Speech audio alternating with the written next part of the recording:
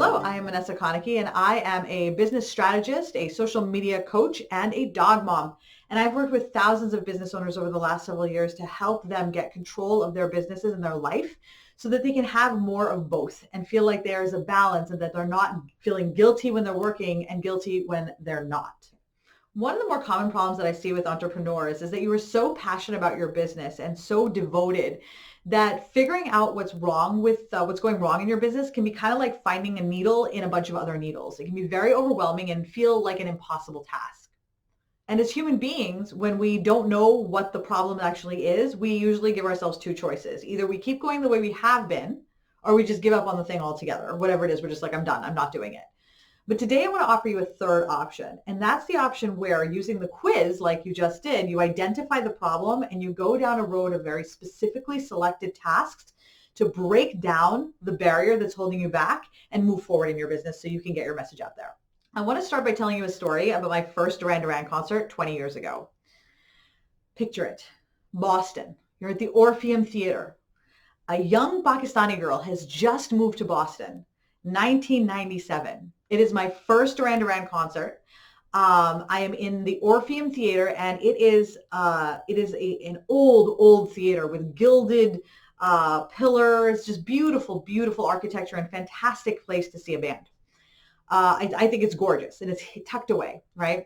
So I go to see Duran Duran there. I am a college student, so I can't really afford to buy, really good seats. So I had these nosebleed seats, like way, way up in the back. And so the concert starts, and we're having a really good time and everything's fantastic. And I'm listening, and then I'm rocking out to friends of mine. And I said they were friends of mine. And then what? There was silence. The sound had gone, like all the sound. The lights were on, but the sound was completely gone. And so I look down, and the band is still playing, right? But I can't hear anything. It's possible that people in the front row could hear, but I couldn't hear anything. I was too far up. So I'm out there, and I'm like, well, I don't understand what's happened, right? So the guy comes out on stage, whispers into Simon Le Bon's ear. Turns out the PA system, the amplifiers, they had all shot out, right? So the amplifiers were broken. So imagine this. You're in an area, right? You're in a space with a captive audience that wants to be there. They're excited to be there. They're looking forward to what is going to be delivered. The product that's going to be delivered is the music. And suddenly there is no sound. So even though the person is there, which is the band, Duran Duran, the product is there, which is their music, the audience there, which is us, the vehicle to get the sound to us is missing. I can't hear it. And so their voices aren't being amplified to get them to us. Your business is not unlike this situation. So when you think about it, right, you're sitting in the Orpheum, which is social media. So you're on Instagram, you're on Facebook. This is an area with 2.6 billion users. Your audience is there. You have an amazing product. You have a lot of value to offer. And when you start your business, you start off with a bang, woof, just like Duran Duran did. It starts off with da da da da da, hungry like the wolf. It just starts, and I'm like, yes, right? Fantastic. Everybody's excited. And then somewhere in between going live and doing the dishes, somebody turned your amplifiers off. And now your message isn't getting out there, okay? And you're not sure what to do. There's one difference between flipping the switch on the amplifier at the Orpheum and what we're about to do, which is that the skill sets that you need to build a business as a startup are very different from the skill sets that you need to sustain, maintain, and grow a business once you were already started. It's why most businesses fail after 5 years, because the business owner in question will start with the skill sets necessary to start a business, but will never move into that space where they learn the lessons necessary to grow the business and keep it going in the long term. That's what I'm here to help you with, is to flip that switch back on and do it in a way that will help you to grow your business. The issue that we run into as business owners is that depending on our lives, our experiences, our skill sets, and what we bring to the table, where we start to turn on the amplifier will be different for each of us. Because we're built off of decades of experiences and skill sets and learning and education, Right now in our minds, in terms of the things that we know and what we're doing, it's full of information. It's like all over. And some of it you don't even know, you're not even sure if you can access it, right? It's complete and utter chaos. Fortunately, that is where my skill set comes in and why this quiz is going to be so helpful for you. My area of expertise at the hospital was to take these gigantic research financial endeavors that had fallen into chaos and wrangle some sort of order out of them. Since then, I've helped thousands of business owners do the same. Untangling messiness is kind of my jam, and it's going to be your jam soon too. After you go through this email series, you're going to be saying things like Kim, who says that the exercises that we have walked her through have helped her to take time off and focus on herself and her family because she has everything scheduled out in advance already. So she's not worried about what she needs to work on because it's already done. Or Crystal, who's been able to cut her work week down by 2/3 so that she's only working 10 days out of the month and then spends the rest of her time with her family.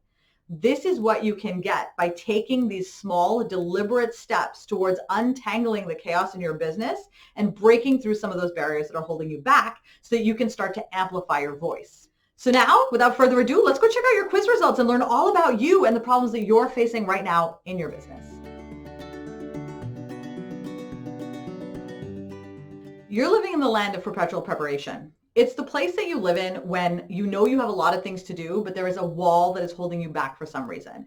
You have a huge list, you're really, really excited, you write it down, you're full of hope and optimism, but when the time comes for you to sit down and do the thing, whatever it is on your list, you feel paralyzed and you're not entirely sure how to break through that wall so that you can actually do the things that you know are going to grow your business. This can be an incredibly frustrating place to be because we feel like we're being held back almost by like an invisible force, like right here. And the anxiety is it's almost palpable. You can almost touch it, how anxious you are. You could move something like start your email list from day to day to day. So you like write it down on your planner. You're like, I need to start my email list. I'm really, really excited to start my email list. You put it down in your planner and then you don't get to it. So you move it to the next day and you move it to the next day and you move it to the next day. Until finally you kind of drop it off. It kind of just falls off altogether, right? And then it's just a little hornet in the back of your brain and you know it's there. And every so often you'll say something like, oh man, I need to do an email list. Ugh. And then you feel guilty and terrible. And then it's just, you feel uncomfortable for a little bit. Maybe you put it back in your planner and start the cycle all over again. These things take up mental space. And because they take up mental space, they're actually also draining your physical energy battery. It's like an app. You know, so like how your apps sometimes in the background, they're running and then they suck out your battery life and you look at your battery and you're like, what the heck just happened? Like, why don't I have any power? Same thing is true for these things. Our bodies have a limited amount of energy each day. And depending on what happens in the day or what's going on in our minds and in our lives, that energy is being depleted until we go to bed at night. When you have these little hornets in the back of your mind, your energy is depleted at a faster rate. So you get tired sooner, quicker, probably more often than you did before, and you're left wondering why that is. So part of what we're going to be learning over the next week is going to be how do we take that and put it into a place so that you don't have those hornets, that you can get some of your energy back. Ordinarily, when I say, hey, you need to remember to set up your email list, the first thing you're going to do is say, I'm going to write it down. Okay, so we write it down because our brains are conditioned to think that if we write something down, that we will do it. The thing is, it only works part of the time. And because it only works part of the time, it's not a very reliable system.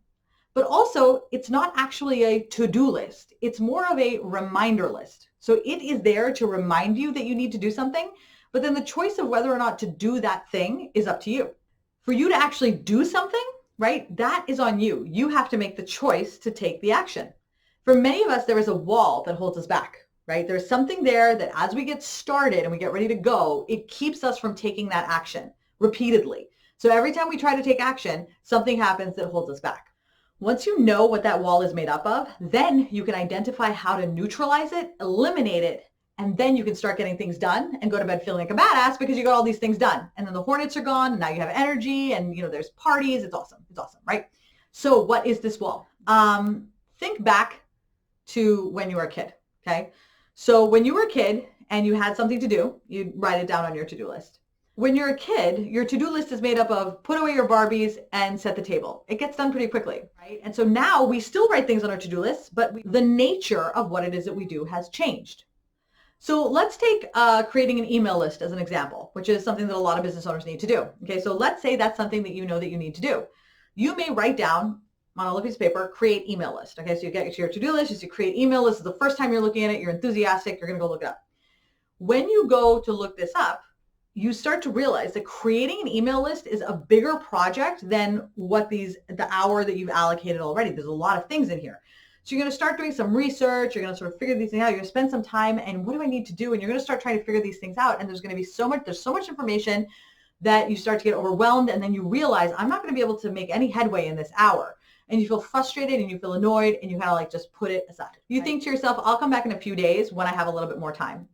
But for right now, you're feeling defeated and demoralized because you just spent an hour and a half working on something that now you can't even use. And you're like, that really sucks because I could have spent time doing something else.